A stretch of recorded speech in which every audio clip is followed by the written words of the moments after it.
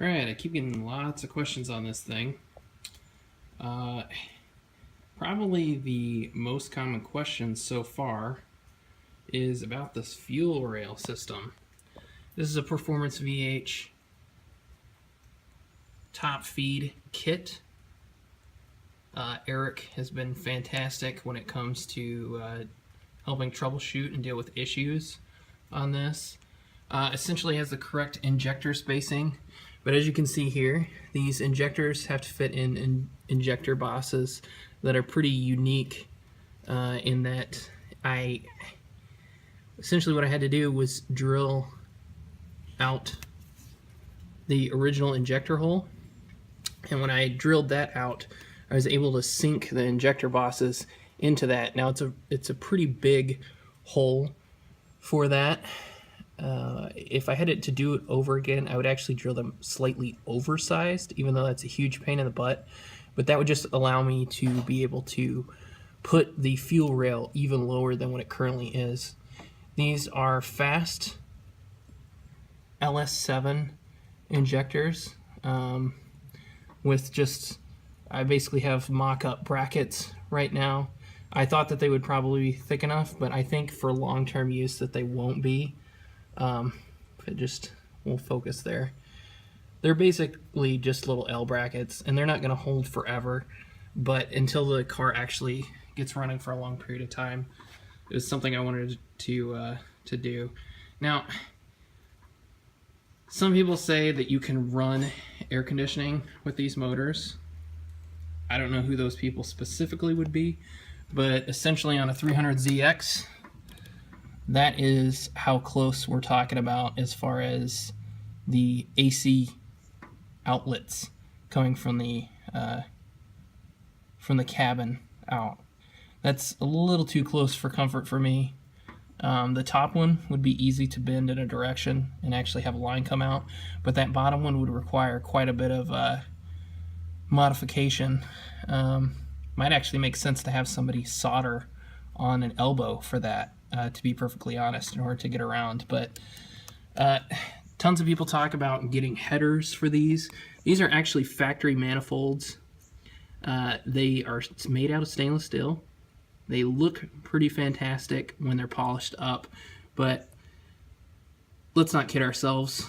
On a motor like this, you don't actually see your exhaust manifolds hardly at all, because the 90-degree V8 fills up the entire flippin' engine bay. Right now I have an intake on that's just the factory Q45 intake tube, just hacked together in order to make something work. But I'm having a lot of problems right now, and the main problems center from how the coolant comes out, which you'd think would be easy, and in some respects it is, but you have to have a more specialized pipe right here that holds your sensors, which I'm tapping currently. I did have one, but it spun out, unfortunately, so I'm having to make another one. And then this very nice Performance VH modified coolant housing, I guess. The actual thermostat itself is just a Chevy 350 thermostat that's easy to find, rather than a Q45 thermostat. And the housing that he actually has seems to work rather nicely. I've also gotten questions about the actual pulley setup, and I have my radiator out of here so that you guys can see a little bit better. But it is an excessive bracket. This is as you can see, it's not as wide of a belt as what I'd like. It's 4PK 1050. But essentially, this belt needs to be just a smidge longer. I'm talking like maybe 5 millimeters longer, if that's even possible. And it would probably fit a little bit better. It's a little tight right now. I've had to stretch it. This is actually the normal pulley, but flipped the other direction.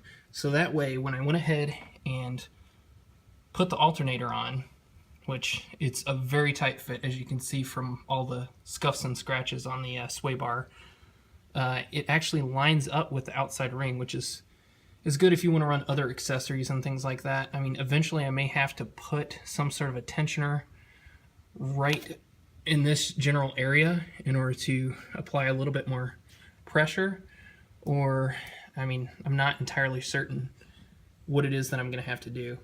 All my piping's mostly pre-made. I just use exhaust piping. When it came to modifying the actual coolant lines that go in here, I ordered basic twin turbo silicone coolant lines, and then I've just cut them essentially to have like my 45s. All of that hosing is so inexpensive now, as long as you're not trying to get super crazy name brand stuff. So it seems to work pretty well. Eventually I will have a bracket for my fuel filter, which is just sitting back there right now on top of some stuff. And you know, I am just at a loss of where I'm going to put the stinking fuel pressure regulator. Right now I have it just laying on here, which it looks awful. I had a fuel spill. Turns out that the Duplicolor paint system does not do a very great job at resisting fuel, because I used the pre-made, or I should say the pre-mixed stuff for this. The bay turned out very, very nice, but the paint itself, even though it's supposed to have a hardener in it, it still remains rather soft in comparison to even like a normal urethane that you would buy, because it's a more of a lacquer system. But I mean, basically had a little bit of fuel on there, ended up accidentally getting a towel on it, and when the towel went, it just soaked it all up and smashed into the paint, kind of ruining it. Now most of this is covered up by a fender, so it doesn't really matter, and I can just use a touch-up gun and touch that up, but it still stinks because it means that I'm having to do work twice, and I mean, that's never very fun. The other thing that's happening is, as you can see right now, I don't really care for how this is routed as far as the throttle cable. It works, but I'm afraid it's going to bind at some point, and it's also not it's not a very elegant solution. So what I'd really like to do is either extend this outward and route the line in a different fashion, or I'd like to actually get a shorter line. Some people will ask what's going on here. This is just simply a cap that's been JB welded onto where the EGR port would be. Basically, every port that's not needed on this has either been capped or it's actually been JB welded up, just simply because it's not needed. I don't have an idle air control valve on this intake setup. Actually, this mess that's right here was from where it cracked, and I ended up repairing it.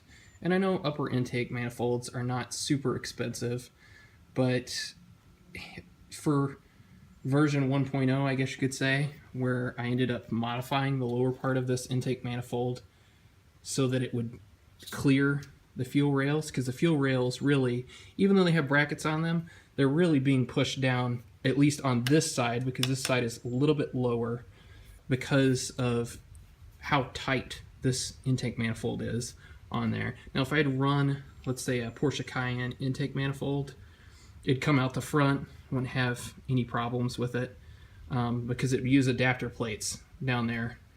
I'm kind of surprised that people aren't buying Titan manifolds, because a Titan manifold is actually significantly cheaper, and for it being half the price in many cases of the Porsche intake manifold, one would think that somebody would make adapter brackets for that instead. But here's the crux of the matter. This height is huge. It is absolutely, positively not going to fit a hood because it is too tall. I mean, with the intake manifold on this thing, we're talking about it's already half as tall, almost, on jack stands as the C4 Corvette that's next to the car. It is a little bit up off the ground, but still, that's really, really tall. different plans on how to take care of that, but that's a pretty significant issue. And if you try using a truck style Titan manifold, obviously that's going to be even taller, especially with adapter plates down at the bottom. The other thing is with the Porsche intake manifold, you're not actually saving as much room as what you'd think. By the time you get your adapter brackets on there, you've got the same problem as what you would with the Titan manifold. Now, everybody's gaga about headers, but the reason that this car is so difficult for aftermarket header making is because that's essentially how much space I have down there for the steering to go through. Not a lot. At current time, I am modifying my steering setup in order to go around. I'll probably show video and images of that as I get it completed. These fuel lines are actually going to completely go away because I don't like this location. Essentially what happens is when you get them nice and tight and cinched up, and then you get the engine finally in. I know that's kind of out of order, but what I should have done is I should have done that much further back. So I'm actually running an entire new line from the fuel pump forward because it'll be a lot easier to make sure that those stay tight, to not have any leaks. Because right now I'm getting like a slow drip off of some of that, and that just it's not really a good thing. As most people in the Z community know, that's the #1 cause of engine bay fires on Z32s, is having a fuel leak right there next to hot manifolds. In this car, right now I'm running open header, and it's obviously very, very hot there. So that's not a good thing. As soon as I get the interior done, I'll kind of show what it is that I've had to do with the steering wheel. Everything should mount up stock on there. I've got it partially put together. My dash is in pretty fantastic condition. Doesn't have any bubbles in it or anything like that. This was a $1,000 slick top car that was running after I did a timing belt change that I got out of somebody's backyard. And the car just had such low compression that ultimately, after the injectors failed for the second time, I decided enough was enough, and it was time to move to a little bit better engine. And while the VH45 is no LS motor, it is very unique, and the sound is very unique as well. So anyways, I hope everybody has enjoyed watching. There's not really a whole lot more that I can show you right now, but if you have questions, go ahead and leave them below in the comments. If you are interested in knowing anything, I will try to answer it as best I can. But yeah, if I can't answer it, I definitely know that Eric at PerformanceVH will be able to answer it, because between the two of us, we've done a heck of a lot of wrenching. There's also other people that do have their 300ZXs with VH45s running. I know that sounds weird because it seems like nobody gets these things running and on the road, but there's a couple out there floating around. Anyways, thanks for watching, and see you guys later.